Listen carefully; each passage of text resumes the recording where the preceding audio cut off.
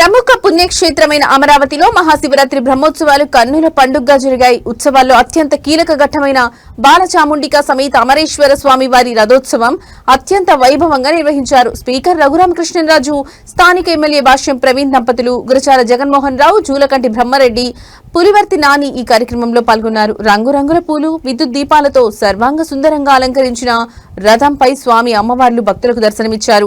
భక్తులకు ఎటువంటి ఇబ్బందులు కలగకుండా ఆలయ అధికారులు, పోలీసులు భారీ బందోబస్తు నిర్వహించారు.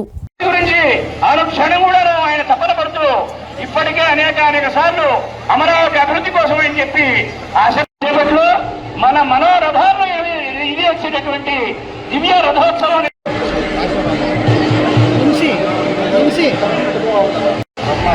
బ్రహ్మారెడ్డి గారు, పలునాటి పౌరుషం బ్రహ్మారెడ్డి గారు కూడాను మాచర్ల శాసనసభ్యులు ఈ కార్యక్రమానికి విచ్చేసి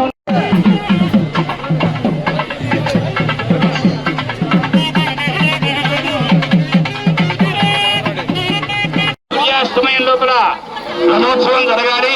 ఈ శాస్త్రం దయచేసి ఈ సూచనలన్నీ పాటించవలసి